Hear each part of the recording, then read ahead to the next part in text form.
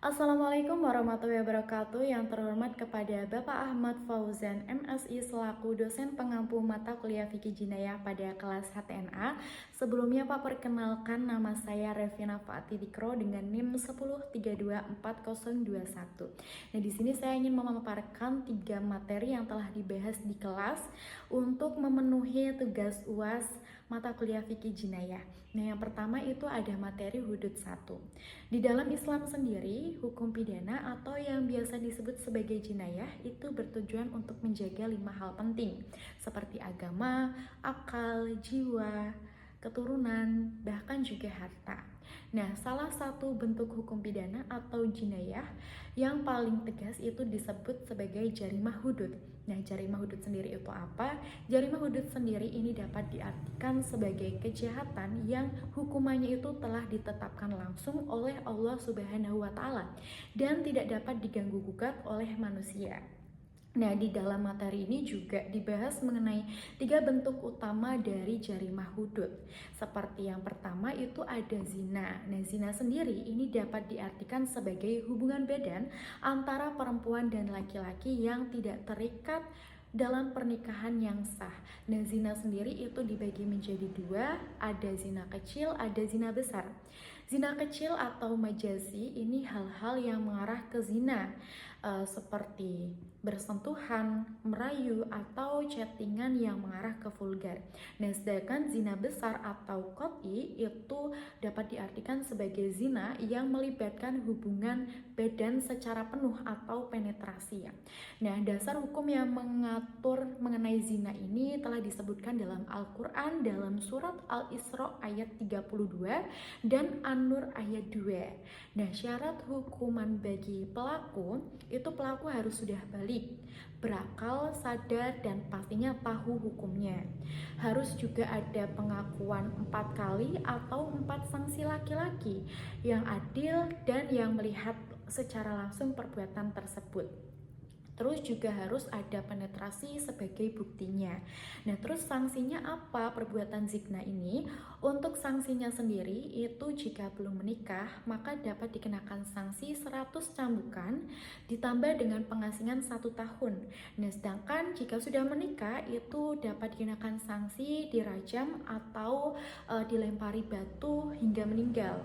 Nah, di Indonesia sendiri hanya berlaku di Aceh yang telah diatur dalam Konun Jinayat nomor 6 tahun 2014, tidak secara nasional ya. Nah, hikmahnya sendiri yaitu untuk menjaga kehormatan pribadi dan juga keluarga tentunya, dan juga menjaga nasab serta menghindari penyakit menular dan menghindari kerusakan moral. Nah, yang kedua itu ada kadzab. Apa sih kadzab sendiri? Kadzab sendiri yaitu adalah menuduh seseorang melakukan perbuatan zina tanpa adanya bukti yang sah atau yang jelas. Nah, biasanya terjadi dalam bentuk ucapan ataupun tulisan. Nah, tuduhan ini itu bisa mencemarkan nama baik dan merusak kehormatan orang lain. Nah, syarat dapat dikatakan pelaku itu pelaku harus sudah balik, berakal, sadar, dan orang yang dituduh itu juga harus sudah balik dan berakal. Nah, tentunya tuduhan itu harus jelas menyebut perbuatan zina, yaitu yang disebut sebagai kadzab. Itu tuduhannya itu jelas dia menuduh seseorang itu berbuat zina. Nah, terus penuduh jika tidak dapat membuktikan tuduhannya dengan 4 saksi laki-laki, maka ia tetap dikenakan sebagai seorang yang bersalah atau seorang yang menuduh seseorang berbuat zina tapi tidak ada bukti yang jelas. Nah, sanksinya ini dapat dikenakan sanksi sebanyak 80 kali cambukan. Dan juga pastinya kesaksiannya ini tidak dapat diterima lagi seperti dicap sebagai fasik atau orang yang tidak jujur dan tidak taat pada hukum agama. Nah, hikmahnya sendiri apa? Hikmahnya sendiri ini untuk menjaga nama baik dan kehormatan orang lain, mencegah fitnah dan kerusakan sosial, serta menegakkan prinsip kehati-hatian dalam berbicara. Jadi teman-teman harus hati-hati nih ya, jangan sampai salah fitnah atau menuduh orang lain tanpa adanya bukti, ya nanti dapat dikenakan sanksi. Nah, yang ketiga itu ada syirbah.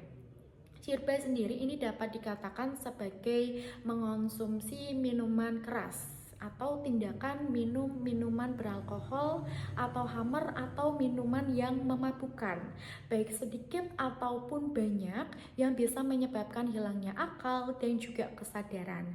Nah, dasar hukum yang mengatur ini terdapat dalam Al-Quran surat Al-Baqarah ayat 219 dan surat Al-Maidah ayat 90 sampai 91. Nah, syarat hukuman yang berlaku ini pelaku itu harus sudah balik, berakal, tahu hukumnya, dan tidak ada dalam keadaan darurat seperti kehausan yang dapat menyebabkan hilangnya nyawa. Nah, terus untuk sanksinya, jika seorang yang melakukan perbuatan ini itu dapat dikenakan sanksi 40 hingga 80 cambukan, tergantung keputusan hakim. Nah, di Aceh sendiri itu ditetapkan 40 kali cambukan di depan umum. Ini telah diatur dalam Konun Jinayat Aceh nomor 6 tahun 2014. Nah, hikmahnya apa? Hikmahnya ini untuk menjaga akal dan kesadaran, melindungi kesehatan, serta mencegah kejahatan yang sering dipicu karena mabuk seperti kecelakaan, kekerasan, atau hingga melakukan pembunuhan tanpa disadari. Terus juga untuk mendidik masyarakat agar bertanggung jawab dan punya kontrol diri.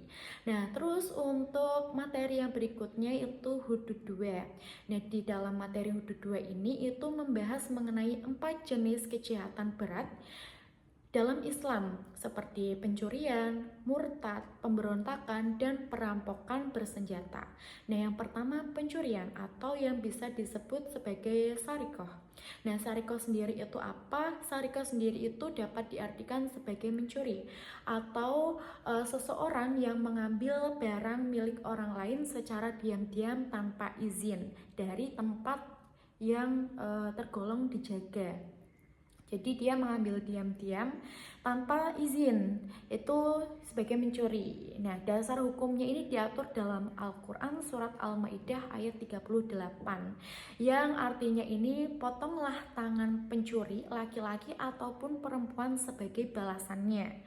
Nah, terus syarat syarikoh yang dapat dikenakan hudud itu pelaku yang pertama harus balik, berakal sehat, dan nilai barang curiannya itu harus mencapai nisab atau 1/4 dinar. Nah, terus barang yang dicuri itu dari tempat penyimpanan yang layak.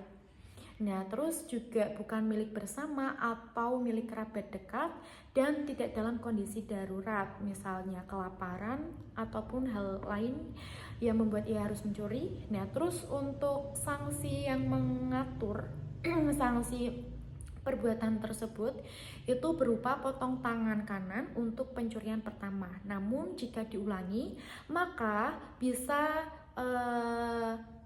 berupa potong kaki kiri, lalu hukumannya ini ditambah dengan takzir atau penjara seumur hidup. Nah, terus jika tidak memenuhi syarat hudud, maka dapat dikenakan takzirnya aja atau hukuman ringan sesuai keputusan hakim. Nah, terus hikmahnya apa? Hikmahnya itu untuk menimbulkan efek jera, menjaga hak milik dan rasa aman kepada masyarakat, serta mendorong kepedulian sosial agar tidak ada pencurian lagi. Nah, terus yang kedua ada murtad atau yang bisa disebut riddah. Nah, riddah sendiri itu apa? Riddah sendiri atau murtad itu dapat diartikan keluar dari Islam, baik melalui ucapan, tindakan, maupun keyakinan seperti menghina agama, mengingkari Allah, Nabi, ataupun ajaran Islam.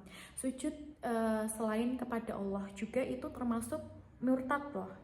Nah, terus untuk dasar hukum yang mengatur ini diatur dalam Al-Quran surat Al-Baqarah ayat 217 dan surat An-Nahl ayat 106. Nah, syarat ridho sendiri ini itu harus balik dan sudah berakal sehat pastinya. Terus juga ada niatan untuk keluar dari Islam. Dan yang ketiga itu dinyatakan melalui ucapan ataupun perbuatan, tidak hanya dalam hati. Nah, sanksinya ini dapat dikenakan hukuman mati setelah diberi kesempatan tobat selama 3 hari namun tidak bertobat.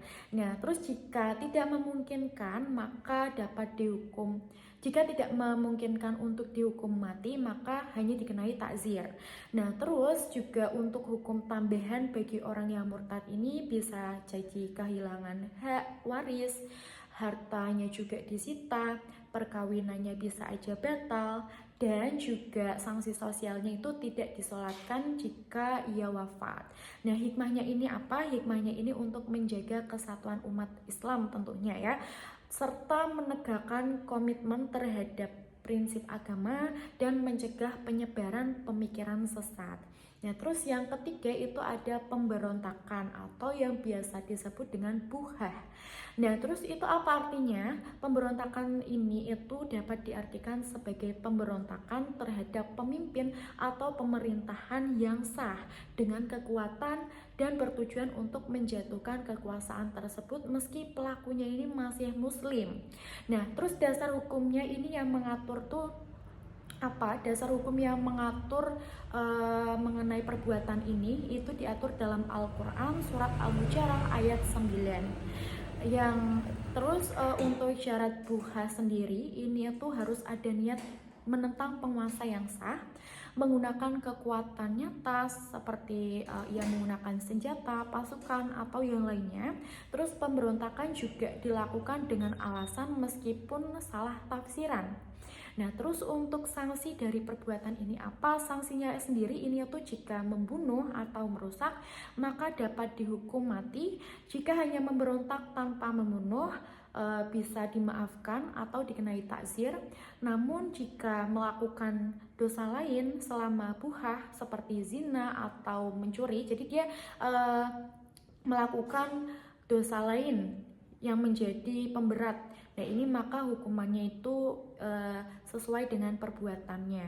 Nah, hikmahnya ini adalah untuk menjaga stabilitas negara dan umat Islam, mencegah kekacauan dan perang saudara, serta menyadarkan pentingnya ketaatan kepada pemimpin atau pemerintahan yang sah. Nah, terus yang keempat itu ada perampokan bersenjata atau yang bisa disebut hirabah.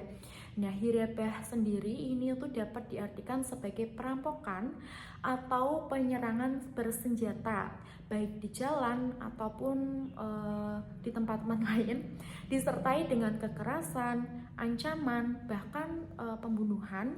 Pelakunya juga bisa aja individu ataupun kelompok. Nah, dasar hukum yang mengatur mengenai perbuatan ini itu dalam surat Al-Maidah ayat 33. Nah, syarat yang bisa dikenakan sanksi itu pelaku menggunakan senjata atau alat kekerasan. Dan juga melakukannya ini penyerangannya itu secara terbuka, bukan diam-diam. Dan juga mengganggu keamanan umum. Nah, terus sanksinya apa? Sanksi dari perbuatan tersebut itu yaitu merampas harta jika merampas harta tapi tidak membunuh maka hanya dipotong tangan dan kaki bersilang. Nah, jika ia membunuh tapi tanpa merampas harta maka hukumannya ini mati. Nah, sedangkan jika ia merampas harta dan juga membunuh, maka dibunuh lalu disalib. Nah, jika hanya menakut-nakuti tanpa kekerasan, itu hukumannya dapat diasingkan. Nah, hikmahnya ini adalah untuk menjamin keamanan masyarakat, memberi efek jera bagi pelaku tentunya, dan menjaga hak hidup dan harta orang lain, serta menegakkan syariat Islam dan keadilan sosial. Nah, selanjutnya untuk materi mengenai kisos dan diat. Nah, kisos sendiri itu apa? Kisos sendiri ini dapat diartikan sebagai hukuman balasan yang setimpal. Misalnya nih, jika seseorang itu melakukan pembunuhan atau membunuh orang lain dengan sengaja, maka ia juga harus dibalas dengan hukuman yang sama, yang setimpal, atau ia harus dihukum mati juga. Kecuali jika ia itu dimaafkan oleh keluarga dari korban tersebut. Nah, sedangkan diat itu dapat diartikan sebagai ganti rugi atau bisa berupa uang ataupun harta yang diberikan kepada keluarga korban sebagai pengganti kisos. terutama jika pembunuhan itu tidak sengaja atau pelakunya itu dapat dimaafkan oleh keluarga sang korban. Jadi intinya kisos itu adalah balasan setimpal, sedangkan kalau diat itu adalah ganti rugi dalam bentuk materinya. Nah, jenis-jenis pembunuhan dalam Islam sendiri itu ada beberapa. Yang pertama ada pembunuhan sengaja atau yang bisa disebut sebagai al-qat al-am. Nah, ini itu adalah pelaku itu memang sudah berniat membunuh dan menggunakan alat senjata yang mematikan, contohnya seperti pisau atau benda-benda tajam lainnya. Nah, hukumannya ini dapat dikisos, kecuali jika ia itu dimaafkan oleh keluarga dari sang korban, maka ia wajib gantinya sebagai diat. Ganti dari kisos tersebut ia harus diat, wajib diat. Nah, terus yang kedua itu ada pembunuhan semi sengaja atau yang bisa disebut shib al-am. Nah, pelaku ini tuh memang berniat melukai tapi tidak bermaksud untuk membunuh. Misalnya ia memukul seseorang dengan tongkat tapi korbannya itu sampai meninggal. Nah, itu tuh dia memang niatnya itu untuk melukai tapi tidak berniat untuk membunuh, tapi orang tersebut tuh ternyata meninggal. Nah, hukumannya ini berupa diat penuh ditambah juga dengan kafarat. Misalnya bisa dengan puasa 2 bulan berturut-turut. Nah, terus yang ketiga itu ada pembunuhan tidak sengaja atau yang bisa disebut qatl kotok. Nah, ini tuh orangnya itu tidak ada niatan untuk membunuh atau menyakiti. Contohnya salah tembak saat berburu. Nah, ini hukumannya hanya berupa diat dan juga kafarat. Nah, hukum kisos dan diat dalam Islam sendiri, kisos ini adalah hukuman yang setimpal dan adil, tapi pelaksanaannya tergantung keputusan kepada keluarga korban. Bisa dilaksanakan juga bisa diganti dengan diat tadi. Nah, sedangkan diat sendiri itu adalah alternatif dari kisos. Jadi bisa dipilih saat terjadi pengampunan atau saat pembunuhan itu tidak sengaja. Nah, nilai diat ini ditentukan syariat. Dalam praktik modern sendiri itu bisa dikonversi ke bentuk uang sesuai kesepakatan dan hukum positif. Nah, hikmahnya atau manfaat dari kisos dan diat ini itu yang pertama tentunya untuk menjaga nyawa dan mencegah kejahatan. Nah, terus yang kedua itu memberikan rasa adil dan tenang pada korban. Nah, terus yang ketiga itu mendorong rekonsiliasi atau perdamaian, yaitu Islam yang saling memuliakan. Nah, terus yang keempat itu seimbang antara tegas dan manusiawinya. Jadi tetap tegas tapi tetap manusiawi juga, seperti itu. Nah, terus selanjutnya untuk materi yang terakhir itu ada reformasi dan positifikasi dalam hukum Islam. Nah, reformasi dan positifikasi dalam hukum Islam sendiri itu apa? Untuk reformasi dalam Islam sendiri itu adalah proses pembaruan ajaran-ajaran hukum Islam agar tetap relevan dengan hukum Islam, tapi tetap mengikuti perkembangan zaman. Jadi reformasi dalam hukum Islam ini itu adalah proses pembaruan dari ajaran-ajaran hukum Islam agar tetap relevan dan menyesuaikan perkembangan zaman serta kebutuhan masyarakat modern. Nah, tujuannya ini bukan untuk mengubah syariat ya, namun untuk menyesuaikan cara penerapannya secara bijak dan kontekstual. Nah, terus untuk positifikasi hukum Islam sendiri itu dapat diartikan sebagai proses mengangkat nilai-nilai hukum Islam ke dalam peraturan resmi negara sehingga bisa diberlakukan secara hukum oleh pengadilan. Contohnya seperti kompilasi hukum Islam, UU perkawinan atau konun jinayat di Aceh. Nah, konsep dari reformasi hukum Islam sendiri itu yang pertama ada tajdid, yaitu kembali ke ajaran asli. yaitu berupa ajaran dari Al-Quran dan juga Sunnah. Nah, yang kedua itu ada takhyir atau perubahan, yaitu menyesuaikan hukum agar selaras dengan realitas kehidupan. Nah, yang ketiga itu ada islah atau perbaikan, yaitu untuk memperbaiki sistem hukum yang sudah rusak agar tidak menimbulkan kerusakan yang lebih luas lagi. Nah, reformasi ini itu untuk mencangkup penyesuaian hukum agar lebih humanis ya, dan kontekstual, serta pemanfaatannya itu pemanfaatan ijtihad atau pemikiran hukum Islam untuk menjawab masalah zaman sekarang. Terus juga untuk mencegah agar hukum tidak dipahami secara kaku dan hanya tekstual. Nah, terus bagaimana proses reformasi hukum Islam di Indonesia sendiri? Nah, yang pertama itu dengan menyesuaikan prinsip fikih jinayah. Nah, terus yang kedua dapat dengan positifikasi hukum Islam ke dalam UU nasional. Terus yang ketiga juga dapat dengan penguatan lembaga peradilan agama. Kewenangan peradilan agama ini dapat ditambah agar bisa menangani seperti perkawinan, waris, ekonomi syariah, terus zakat dan juga wakaf. Nah, terus selanjutnya itu ada perubahan Undang-Undang Peradilan Islam yang sebelumnya itu UU nomor 7 tahun 1987, sekarang diperbarui menjadi UU nomor 3 tahun 2006 dan UU nomor 50 tahun 2009.